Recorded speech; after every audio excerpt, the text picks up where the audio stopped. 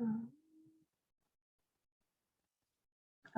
hello and welcome everyone to the second panel for Everybody Hacks' April Interdisciplinary panel series. We're really excited to have you all join us today.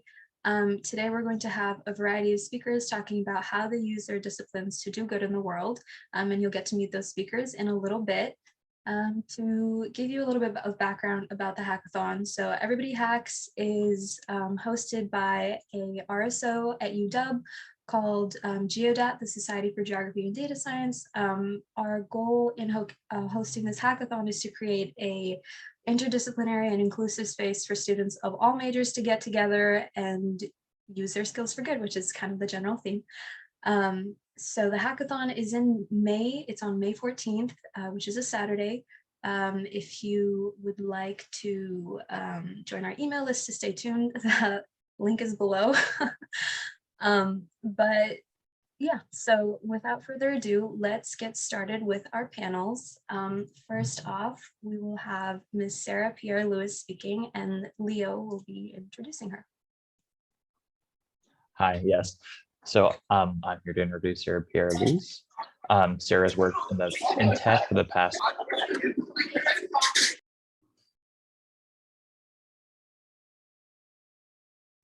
Sorry, I muted the wrong person. Leo. Okay, better. Sorry about that. Oh my God. Okay. Anyway, so I'm here to introduce Sarah Pierre-Louis. Sarah's worked in tech for the past 25 years as a career and life coach. She finds true passion bringing out the most in people, helping them live healthier and happier lives. Everybody give a round of applause for Sarah. Hi, everyone. My name is Sarah Pierre-Louis, and my pronouns are she, her.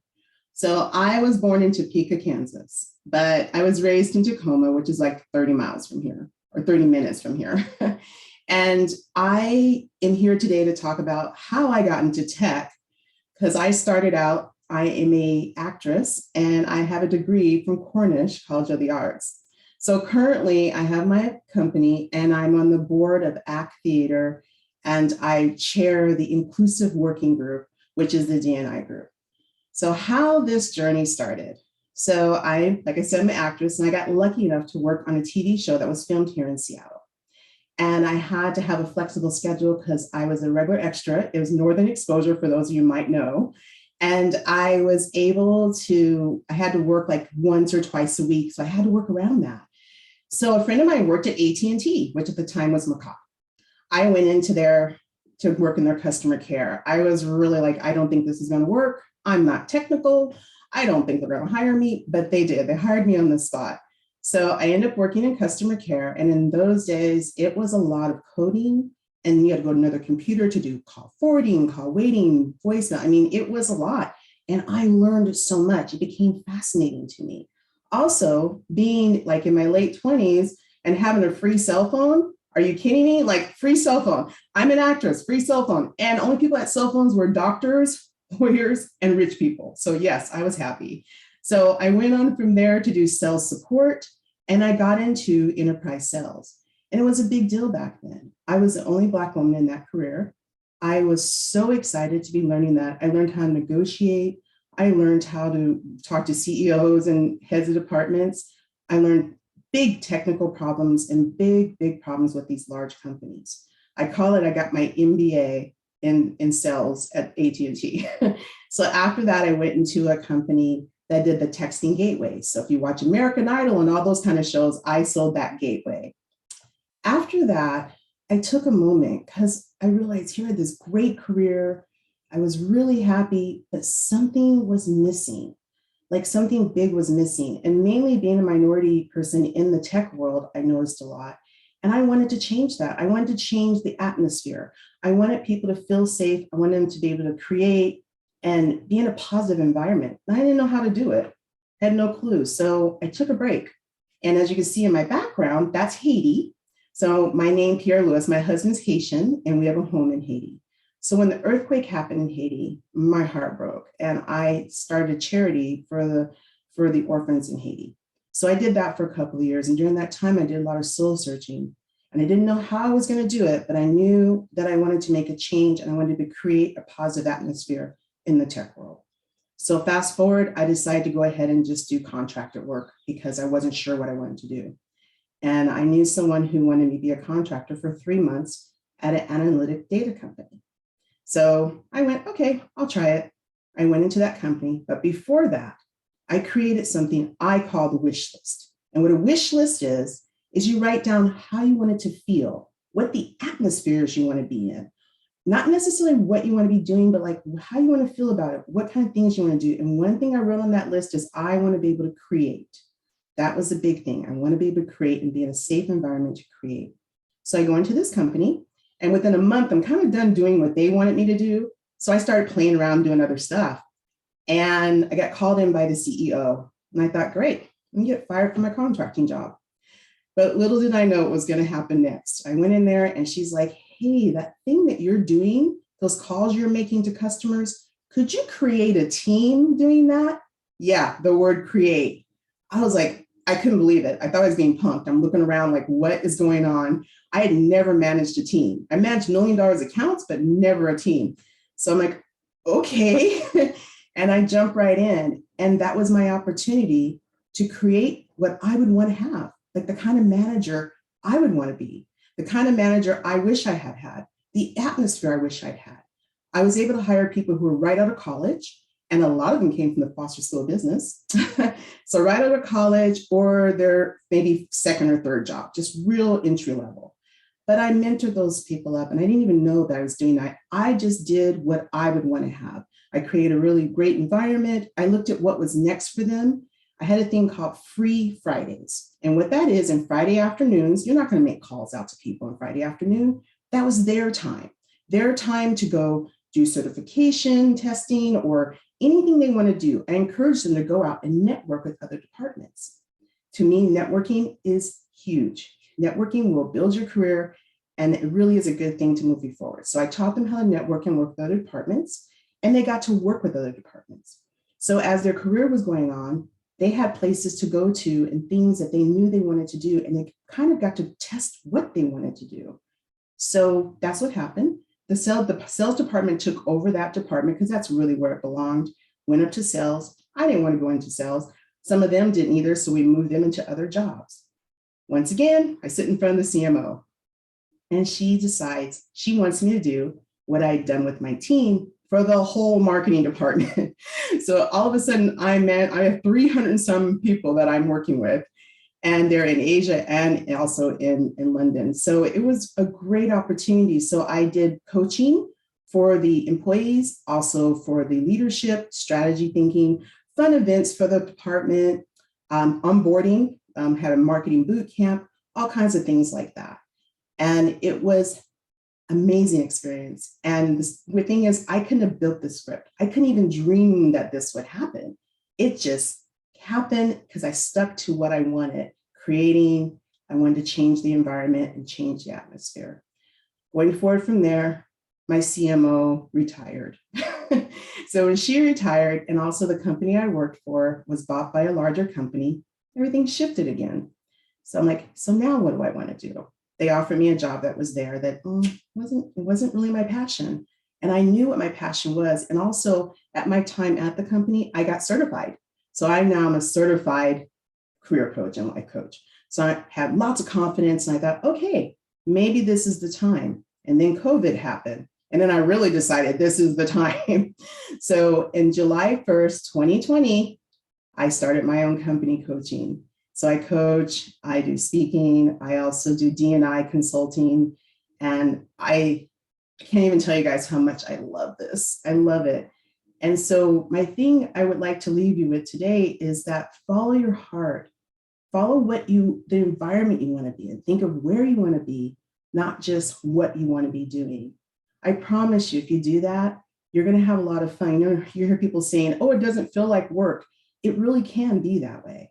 So I do work with a lot of tech people because that's like my industry I came from, but just all I can say is follow your heart. Think of the environment you want to be in.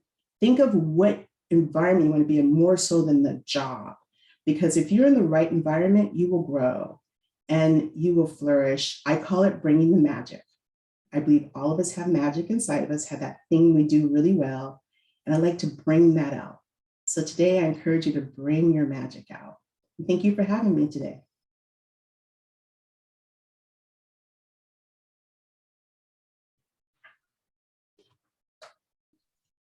Thank you so much, Sarah. That was absolutely wonderful. Thank you for sharing your story and your career with us. Our next speaker is Courtney Smith. Courtney is a second-year graduate student in the Prosthetics and Orthotics program at UW, as well as a co-president of the P&O Student Association. She will be working in various healthcare settings as part of the rehabilitation team when she graduates, and her role is to work with those who have limb deficiencies to provide prosthetic care, as well as with those with various strengths or injuries to intact limbs to design and provide orthotic devices. Let's give Courtney a round of applause. Welcome, Courtney. Hi, thank you. So thank you for the introduction. So my name's Courtney Smith, and I go she, her pronouns. I'm originally from Iowa, so a small town in Iowa, eastern side. I am a second-year student in the Prosthetics and Orthotics program, but my undergraduate degree is from Iowa State University in mechanical engineering, and then I did a biomedical engineering minor. And so I kind of got into this profession a little bit late, which is kind of how I figured out a lot of my cohort in class. We're a pretty small class, and that's kind of everyone's story is a little bit different, and everyone just kind of happened upon prosthetics and orthotics. And so my original kind of intro was I was really interested in working with animals, and I knew I kind of thought I maybe wanted to be a vet when I was in high school, but quickly learned through job shadowing that maybe like surgery and a lot of the kind of gory things that go along with that wasn't exactly my speed. And so I was reading a little bit about animal prosthetics and thought that's kind of a niche field that kind of took the healthcare, but also with the mechanical engineering side. So I decided to go into that and ended up doing an internship at Amputee Associate, which was in Nashville, Tennessee, and they did fabrication for prosthetics for humans. And so working a little bit with patients, they had a nonprofit organization where they provided running legs for people who had lower limb amputations. And I got really interested into that, made a lot of friends who had lower limb amputations and decided that, okay, I want to go and do this job and work with people and be able to help them kind of regain their mobility. And so I ended up, after I graduated from Iowa State, so that was 2019, but I took a little bit of time off. So I went, graduated in December of 2019, and then the program started in September of 2020.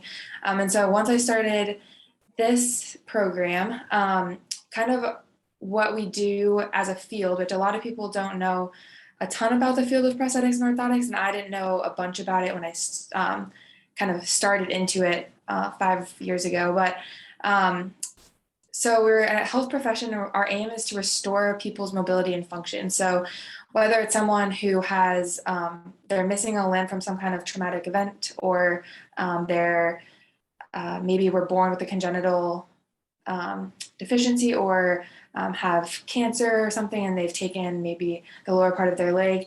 So that's the prosthetic side. So we're working to kind of work on the mechanical components. We do evaluation of the person, their strength, their range of motion, to be able to provide them something based on their needs and what they want to be able to do in their lives.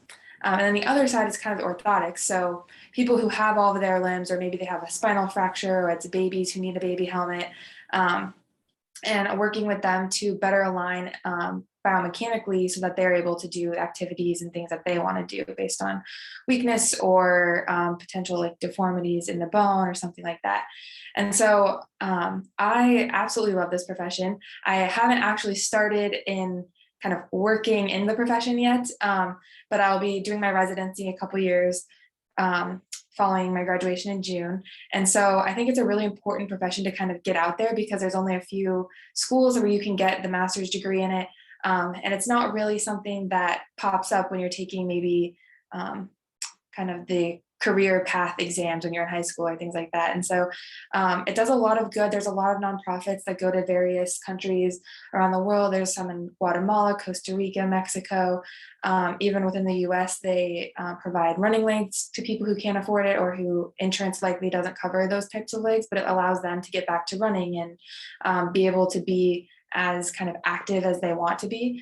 And so, yeah, the aim is really to provide people mobility and function in their lives. And University of Washington is just one of the schools that has a program, and it's a great program. So I'm definitely happy to talk to anyone about it or kind of provide any information about other professions that are closely related to us. We work a lot with PT and OT and really look at the mobility piece of people's lives. So thank you for having me. If anyone has questions, yeah, later. Thank you, Courtney, for talking about your experience in self-pacing. Let's introduce our next panelist, Becky here. A bit of background: Becky is currently an academic advisor in the UW Applied Mathematics Department. Her degrees are in geography, and her background is in environmental and conservation. Throughout her diverse career, Becky has maintained a focus on service. Her field is in environmental management and conservation, as well as academic advising. Becky, yes, the floor is yours. Thank you. All right, I'm going to try to talk slowly. I tend to speak really fast when I get excited. So my name is Becky Beard. My pronouns are she, her.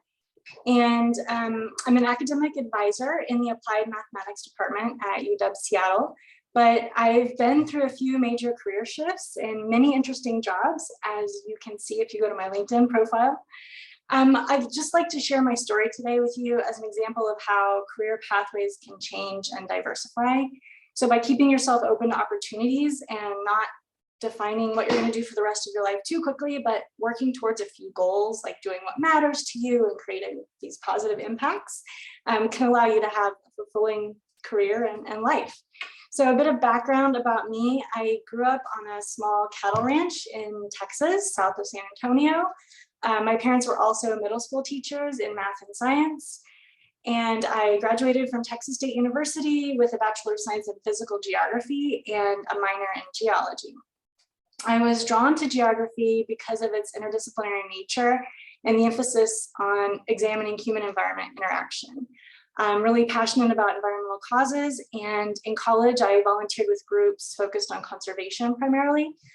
I helped with land preservation efforts, beach and river cleanups, native species planting, and I even helped sort a lot of recyclable material out of waste on campus. So that led me to write my undergraduate honors program thesis on the process of starting the campus-wide recycling program at Texas State University. I was there for that. It wasn't that long ago. Saw Kathryn's comment in the chat. So my family's ranch is, I grew up in Pleasanton, Texas, and near Poteet, Pleasanton area. That's so funny. What a coincidence. But so the campus-wide recycling program at Texas State, it began with an environmental RSO partnering with student government and the administration to enact an environmental service fee. So part of my project was I surveyed students on campus to determine their knowledge about our fledgling program and their willingness to participate. And I made a GIS of all recycling and waste bins on campus to study the progression and the capacity of the program. I also interned in college with the Texas Water Science Center, mapping leaking petroleum storage tanks in relation to water bodies. And then I wanted to continue my studies in geography. So I went to Arizona State University for my master's work. And I wrote my thesis on stream channel change in semi-arid ecosystems as a response to excluding cattle from streams in the Tonto National Forest.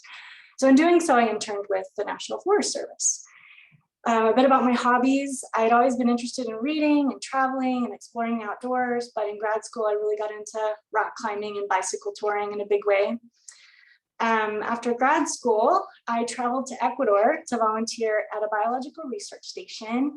I also worked on organic farms and taught English in rural schools, and then I bettered myself by taking Spanish classes. But volunteering in Ecuador led me to later live there for 1 year doing land use land cover change assessments and mapping of communities in the Amazon basin so that their boundaries would be officially recognized by the Ecuadorian government through land titling. And just real quick, as an aside, to talk about volunteering. Volunteering and interning in your field are really great ways to learn about different jobs and to make professional connections. I found out about jobs while I was volunteering. For example, when I did data entry for the membership team with Green America, a nonprofit group in DC, I made a connection to another nonprofit that I ended up getting hired at. So more about that later. But in every job or work experience you have, you're going to learn new skills towards making a positive impact in your community or the world. I mean, when I volunteered in college, sorting out all those recyclable materials, it led me towards a research project and thesis, which led me to take a class on waste management, which helped me to get a job in that field later on. You know, snowball effect, good one. So that job was a state government role in Texas, permitting and regulating landfills, composting and recycling facilities across the state. So it was lots of travel, really interesting work. And I also worked at another state agency to regulate the use of native Texas wildlife. So zoos, museums, universities, and research centers, even wildlife rehabilitators. I worked with quite a mix of people, which was a good amount of field work and data analysis, but I also got to do things like tag bats and assist with endangered bird counts, really fun stuff. But in both of those state roles, I helped to explain complex laws and regulations to the public, translating policy jargon to various audiences with an overall goal of protecting the environment through the management of natural resources. So continue with my theme of service and explaining policy jargon. I mentioned my time in DC. So at the nonprofit Defenders of Wildlife, I helped explain our Habitat and Highways campaign to policymakers on Capitol Hill, in addition to doing research and writing reports and a whole bunch of other stuff. So we work to provide safe passage to wildlife within their natural range, but across transportation networks. For example, here, in the Seattle area, I-90, you may have noticed the wildlife overpass and the associated underpasses. So I work to support efforts like these all over the world. And really in DC, I felt like I was living in the pulse of the nation. I learned about lobbying, collaboration between all levels of government and NGOs. I was in DC a couple years and then moved to Seattle. And when my kids were very young, I had a couple of fellowships with Conservation Northwest, but I also dedicated a lot of time to my children's cooperative preschool board. So this co-op structure helped me to develop as a parent by incorporating formal parent education classes through North Seattle College, along with assisting teachers hands-on in the classroom. And through this experience, I gained skills in human resources and leadership by helping to create lasting systems to support people. That role actually helped me in later interviews because I could provide many examples of how I worked within teams of people with diverse backgrounds and points of view. And I also worked with a nonprofit organization to support parents of newborns and build a strong network of families in Seattle. But finally, my transition to advising. My partner is faculty at UW, and I assisted in some of his study abroad courses in Ecuador, advising his undergraduate students abroad. And I discovered I really enjoyed helping university students find their way in the world. And this led me to pursue academic advising in higher education. So now I try to help students navigate this system and provide resources to identify opportunities and hopefully guide them towards discovering their strengths and open up new pathways for them. So real quick, some advice for students. I'd say employers or grad schools don't care as much about your major or your minor as those classes that you take and the skills you acquire and experiences you have. So, just to note, emphasize those things on your resume and in interviews and grad school applications. And it's important to recognize that valuable skills can be acquired through different types of learning. So life skills like problem solving, critical thinking, and the ability to lead are highly valued to employers, not just technical skills, right? I mean, if you don't know a particular programming language, you have the tools to self-educate, because much of college, I think, is about learning how to troubleshoot. But build your network of people who can help you. reach out to people who work in fields that interest you, through volunteering and interning, like I talked about, and use your network of connections and reach out to friends of friends. That's what LinkedIn is for. Offer to take them out for a coffee to chat.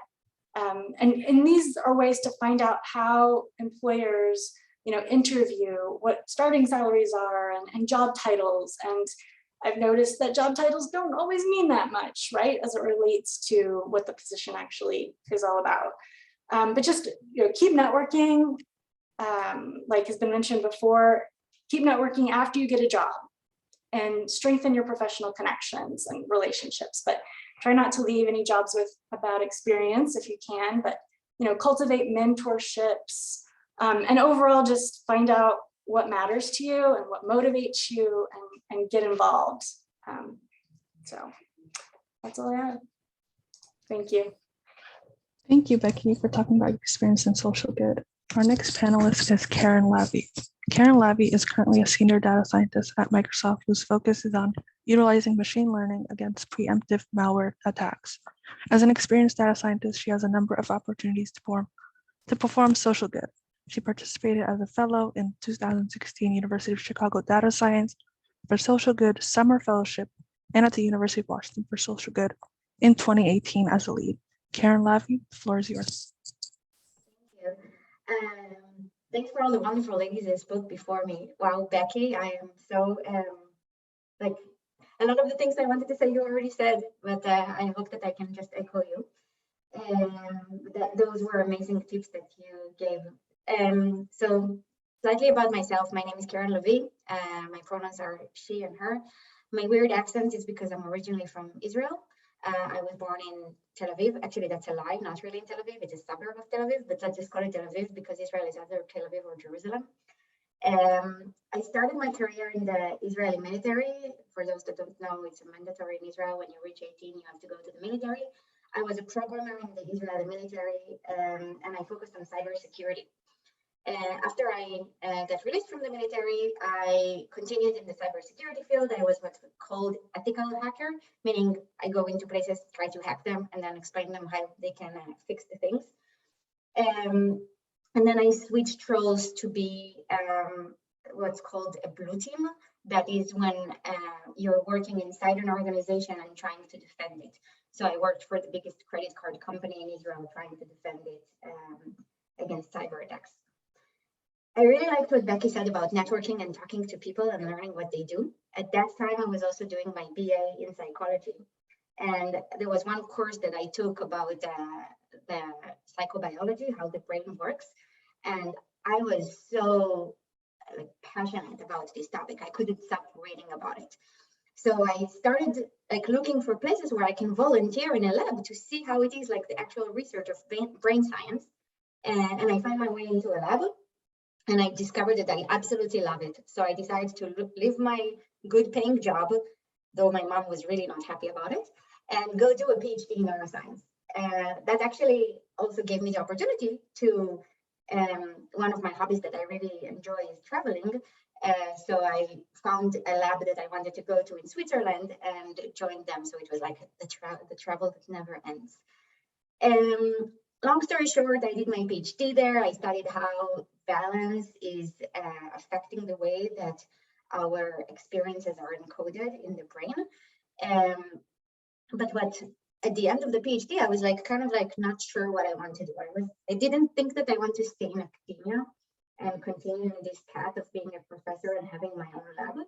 But I was not sure what to do now because, hey, I already changed career once. I was in cybersecurity and now I moved. How much uncertain can I be? And I remember I was talking to friends about it and I was like, wow, my resume looks so weird. I've changed so many things. And one of the coffee chats that I had was with this guy that at the time, he also finished his PhD in physics. And he worked at Berkeley at the time. We were both actually moving to the US and we met each other in Israel. And he was telling me about this thing that he's doing where he's helping countries in Africa using data and describing what he does. And wow, I want to do that.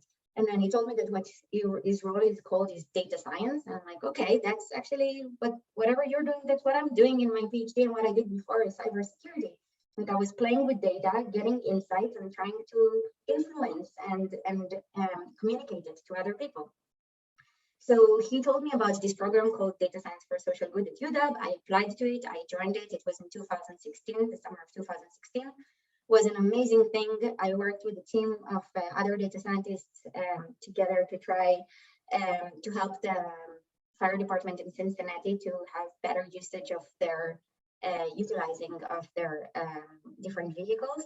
There were a lot of other projects that were there. I met amazing people, and it kind of helped me understand that what I really want to do is be part of a team and work in something that I find very meaningful. During the time, like afterwards, I did a lot of different things, like working with other nonprofit organizations, NGOs, volunteering. And I also came to UW to be a lead data scientist in the Data Science for Social Good program. I think, by the way, registration is still open. So if you're interested about that, feel free to ping me afterwards and I can tell you more about the program. It's a wonderful program. And then I was, again, not sure what I wanted to do because I really enjoyed that, but I felt like that's not a very durable, especially because a lot of organizations are not in the place where they can be with data, and I don't feel that my impact is so big.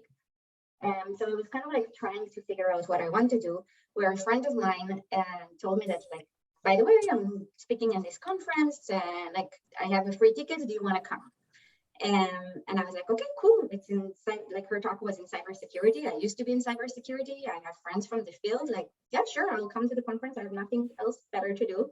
I think it was even winter in Seattle, so it's like, otherwise I'll just work from home and it will be all depressing. And I went to the conference, and that's like the other tip about seizing opportunities.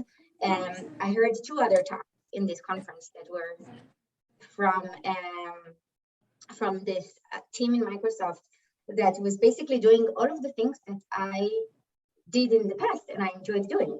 So I actually approached the manager after that and I asked if I can join the team, and I joined the team. So that was like a team in Microsoft that is doing, it's like I'm part of the research team in Microsoft Defender. We're helping protect people from cyber attacks using data science and machine learning. I'm currently actually leading the team of 10 data scientists and security researchers. And the big thing that we're working on is going to come in the holidays this year. It's called Smart App Control. It's free for everyone. And if you put that, then we are going to even better protect you against cyber attacks, which are not only things that are hurting your device to like perform slowly, but it can also steal your credentials, and use those credentials to steal your money or steal your identity. So it's a very big problem now in the world. There are tons of cyber attacks. Like every hour, there are a million of cyber attacks. People that are trying to get that they're attempting to hack them every hour, and I feel like that this is like this role is the combination of all the things I've done before, which is data science, cybersecurity, and doing something that is meaningful and protecting people. If you look back at the story and like all of the different things I did, I was like always so stressed that like, I don't know what I want to do. Like, I don't know if that's what I want. And if you would ask me like 5 years ago where I would be now, I would never say Microsoft, never say cybersecurity, because I was already like, okay, I already left cybersecurity. I can't go back to that. I'm in neuroscience now. I should stay in neuroscience. And I think that kind of thought is something that is just limiting, because life is all about opportunities and you don't know where you're going to end up. And everything that you learn in the way is very helpful for your next step. And I think that what like the thing that really warmed my heart when my dad told me, like, you know, you had your own way. You always did things that we didn't like that you did. Like you left your job, did a PhD in neuroscience, then you decided to quit that, do something else. But you knew what you were doing and you're doing amazing. And I'm so proud of you. And like, even though that sometimes from the side, it might look like we don't know what we're doing, following your heart, that's the most important thing, and seizing opportunities when you see them. Other than that, other tips that I may have is like networking, talking to people. If you hear about someone that is doing something that sounds cool to you, ask them, what did you do to get to that point? Try to connect to people, cold calls, while being respectful of people's time. If someone helps you, they're actually getting the benefit also out of it. Like, I really like mentoring people, especially in their early steps in the career, because I get the satisfaction out of that, I can see someone grow. So remember that you're also giving something to someone when you're asking them for help.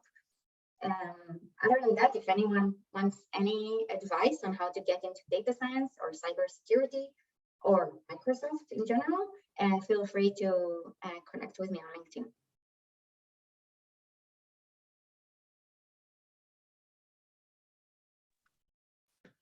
Nice. Thank you so much, Karen, for sharing your story and for sharing that wonderful advice. It was really great hearing from you.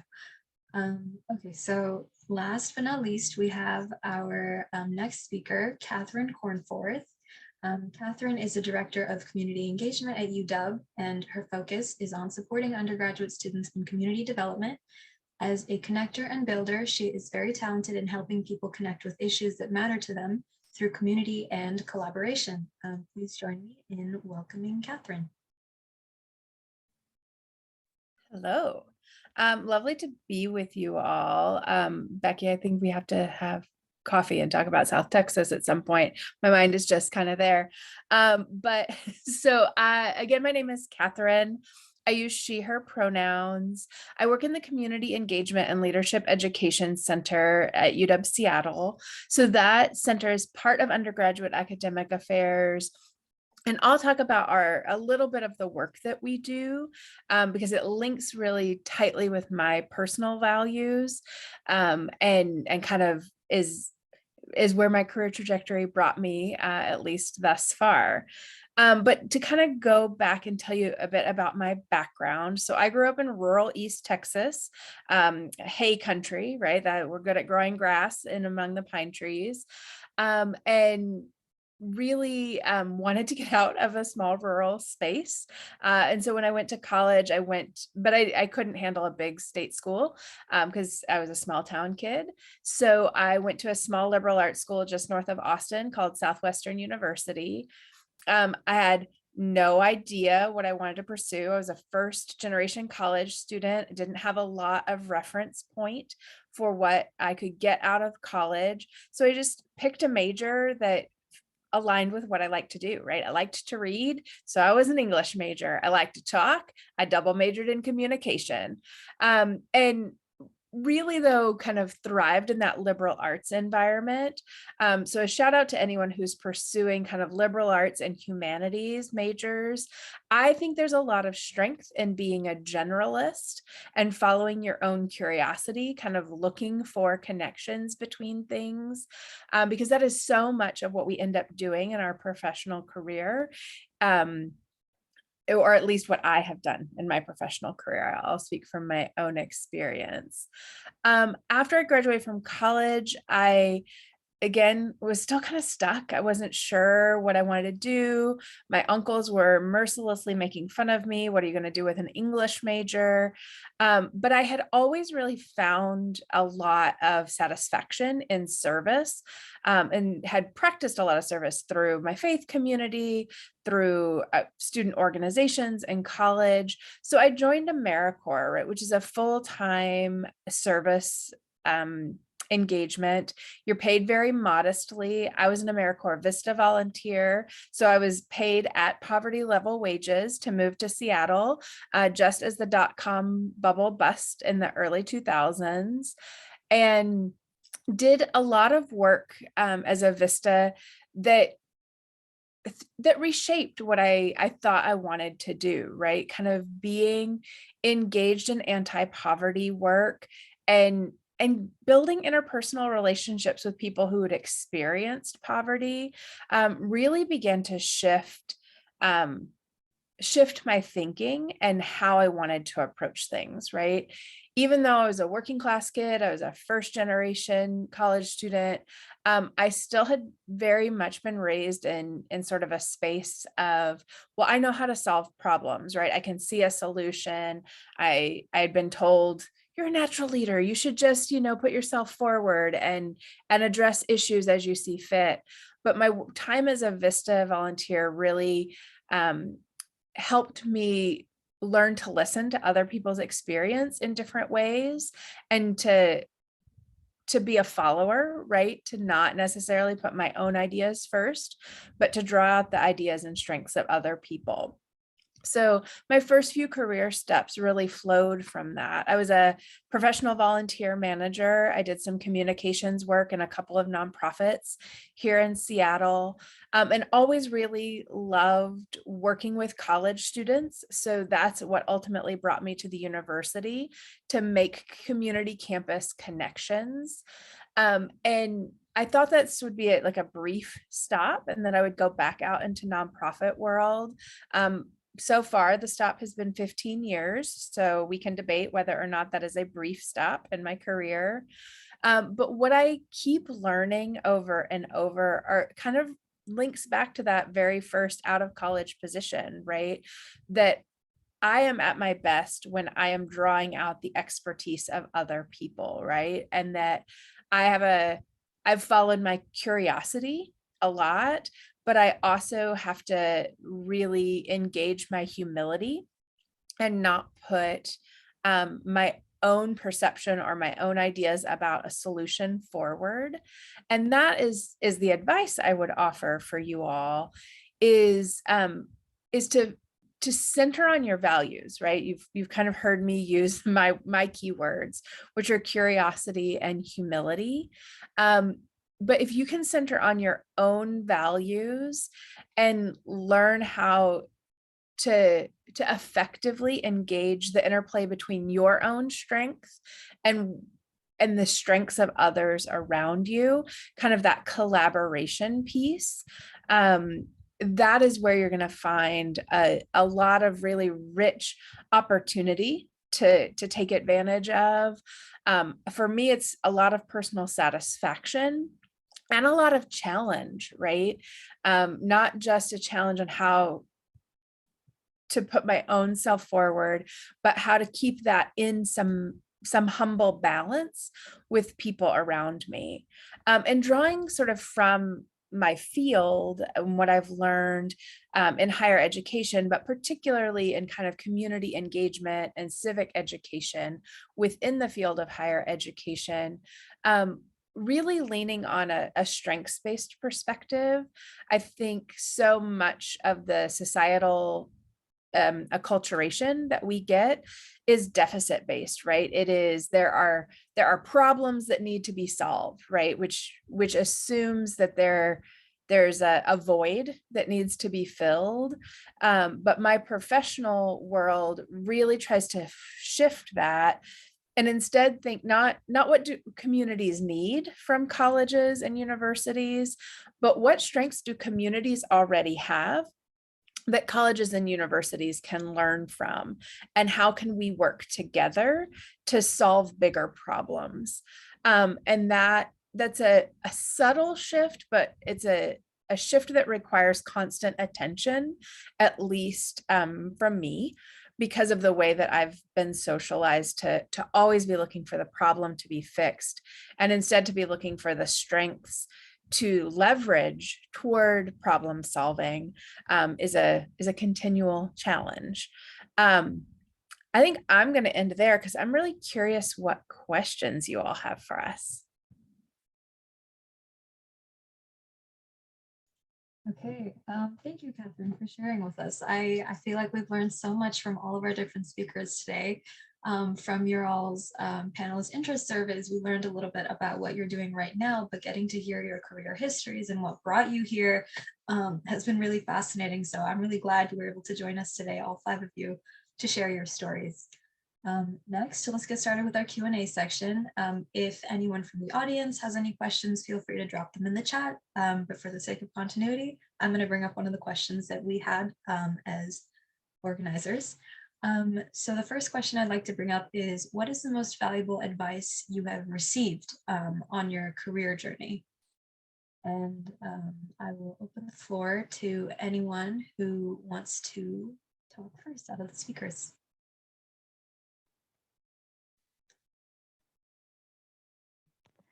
I can go. Can you hear me? I changed setting.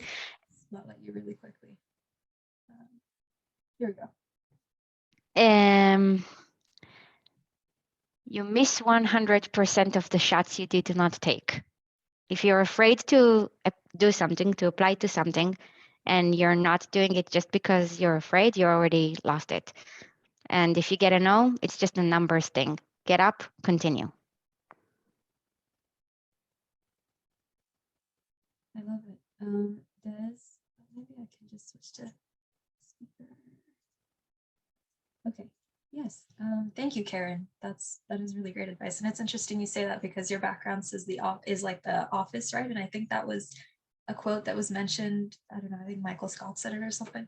Anyway, do any of our other speakers have any advice that they've received to share with us? I can steal a quote. I just read an article about our spring commencement speaker, Ron Simons, and he said, don't think your first job will be your last job or your first career will be your last career. And I was like, oh, yes, that's perfect. You know, I feel like that was something that my professors or somebody I was doing an internship, somebody told me when I was a senior in college, was like, you know, your generation will change your career 5 times or something like that. And I don't know what the stats are now, but I definitely think, you know, if you go into the job market thinking, okay, this is not going to be my last job or my last career, but this is a way to grow. And if I run into challenges, then, you know, those are just opportunities to change, which sounds super cheesy, but when you think about it, it's true, because if, you know, you come across some challenge and then you're able to be flexible enough and work through it so that you can change how you market yourself or learn a new skill, you know, those kind of things allow you opportunity to grow and just be better. And you might change your job or your career, but I think overall it's just a process of learning, right? Like lifetime learning. I like that. Thank you, Becky. How about Kathryn, Courtney, or Sarah? Do you have anything to add to this question? Yeah, I have one. So one thing I always told, I worked with a lot of people who are students coming out of college too. When you work at corporations, take advantage of all the perks. If there's certification, if there's a thing you can learn, I think of it as free college. So when you're at that company, use every perk, take those classes. If they pay for you to take courses, do it. Like really take advantage of that, because you're not going to get that opportunity again. And like she's right, I changed 4 or 5 companies, right? So every company, you can get another perk, and that helps your resume. I learned how to code and everything from all the different companies because I took the certification, like PM, you know, being a PM, I have all those skills. So take advantage of all those perks when you go to work. That was a good one. Kathryn and Courtney?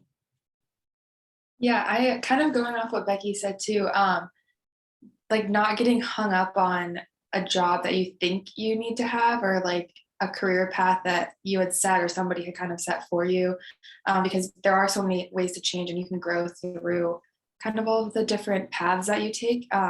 Just when I went into school, I was like, I'm going to be an engineer, I'm going to graduate, and that's just what I'm going to do. I'm going to work for some engineering company for the rest of my life. And then I pivoted to healthcare, which is like, I'm still using those skills that I learned as an engineer, but just in a very different way. And so it took a little bit of convincing for myself to just let go of what I thought was going to be my life. And so that was something that a couple of my advisors, my last kind of semester of undergrad, kind of worked with me in being okay with kind of pivoting away from what I thought my plan was going to be. So that was very useful for me.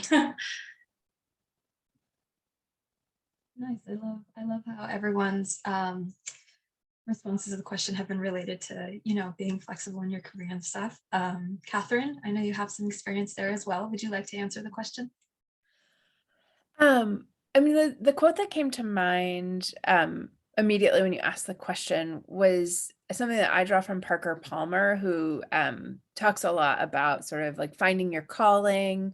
You know, his most well-known book is called Let Your Life Speak. And I'm not going to get the quote exactly right, but it's something something like, you know, your calling is where your deep gladness and the world's deep hunger meet.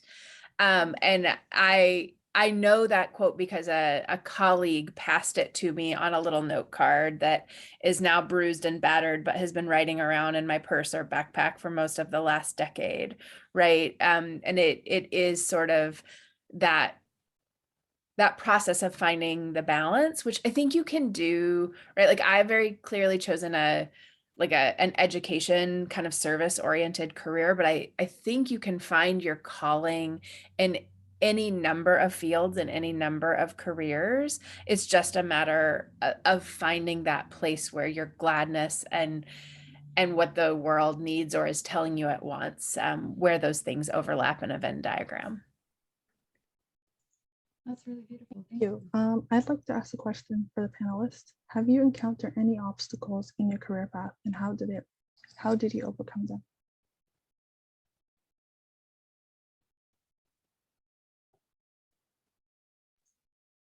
I'll start. So like I said in my talk, it was the first time I was a people manager. That's hard. And so I had an employee who was just all over the place, and it was very hard. And I got really mad as a manager. I was like, I'm just going to get rid of him. I'm just going to get rid of him. I didn't know how to handle it, and I didn't know what to do. And what I learned is instead of assuming something negative, take time and listen. So I sat down with the young man. I just go, what do you want? What is going on? Like, ask questions, and not in a negative way. Ask just like, what can I do for you? And he actually said, I'm bored. I'm like, oh, well, we can fix that. And once we fixed that, he blossomed. He's one of the top reps of his company right now. Like, he blossomed because it was the first time someone really asked him, and he really felt like he was heard. So that's something that I do now. When I run into a wall, I step back and I first see what I can do, what I'm learning from it, and I listen. Because if you listen, you're going to hear what you need to hear, and that will help you move forward.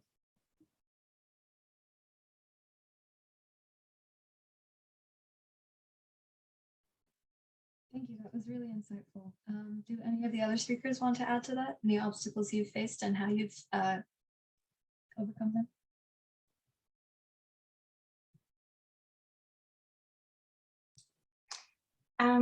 I can go, but I feel like it's also restating a lot of what's already been said. But for me, the first thing I thought of when that question was asked was because my partner is in academia, we moved around a lot, and that presented a barrier to me. You know, I wanted to be with him, but I was always finding new jobs. There were times when I switched jobs, you know, because I wanted a new opportunity. I thankfully feel like I never left any job with a bad experience, and I've got an amazing, you know, network of great connections all over the country and really the world. But my obstacle was that I was finding myself in new places, and I needed to find a new job, right? A way to support myself. Now, maybe a lot of that has changed because with the pandemic, now a lot of people are remote, which is an incredible opportunity. If you're okay with being remote, you can live anywhere you want. You could even live in an RV like my friend and make loads of money and travel the world while you're doing your remote job. So that is awesome. But you know, just kind of that feeling of starting over with a new job because you're sort of forced to was an obstacle for me. And I mean, pivoting, right? Not only drawing on your network of connections or friends of friends, that kind of thing, like cold emailing people, that kind of thing, but also just pivoting. So being flexible again to change to a different pathway that you didn't necessarily think of before, that really helped me actually. So yeah, hope that makes sense. Definitely. I feel like that's really good advice. Thank you for that. And I think we have Courtney, Kathryn, and Karen. Would any of you three like to add to this question? I was really resonating with what Sarah said, but I think my employee, my problem employee, actually pushed me into a real space of self-discovery. I think, especially around how my own privilege shows up in my work. And it was really hard feedback to get. And I know that I did not at the time accept it very gracefully. But I'm really thankful for that experience of supervising this person who challenged me a lot and gave me a lot of really honest feedback, so that I could do my own work around how to show up more authentically with my anti-racist values at work.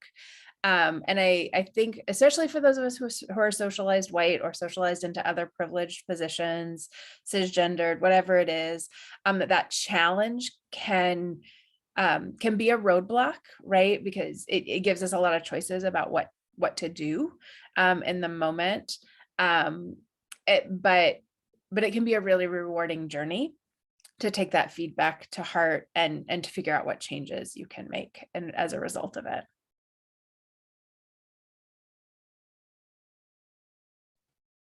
Thank you. That was also a really good one. You guys are all so insightful. I love it. Okay, and we have Courtney and Karen still. Would either of you like to add to the question? I think we have time for one more person before we wrap up.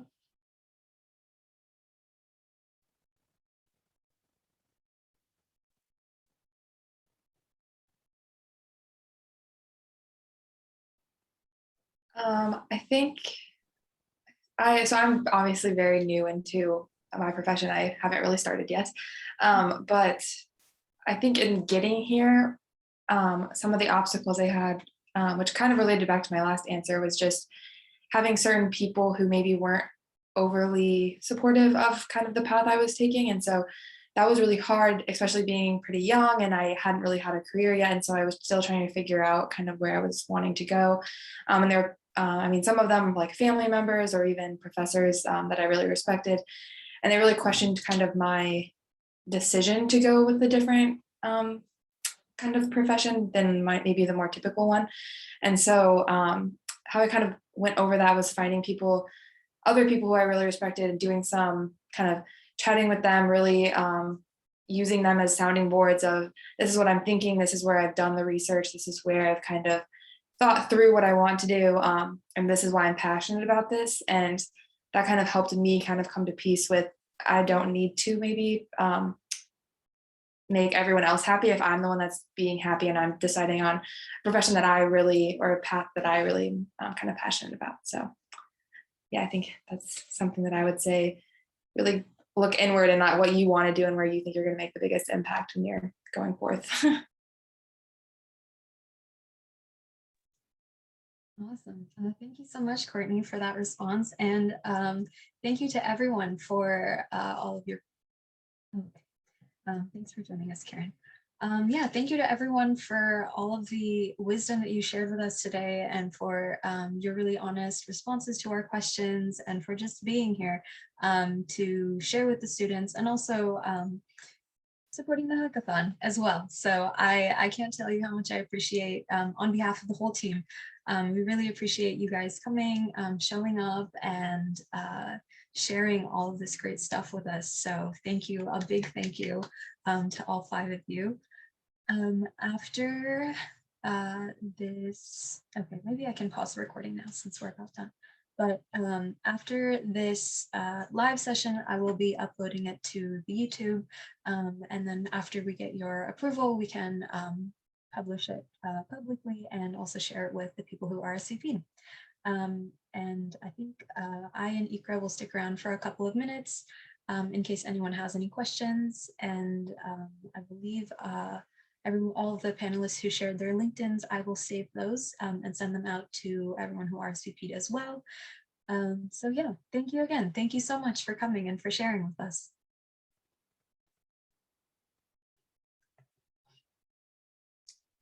Thank you. Thank you. Thank you.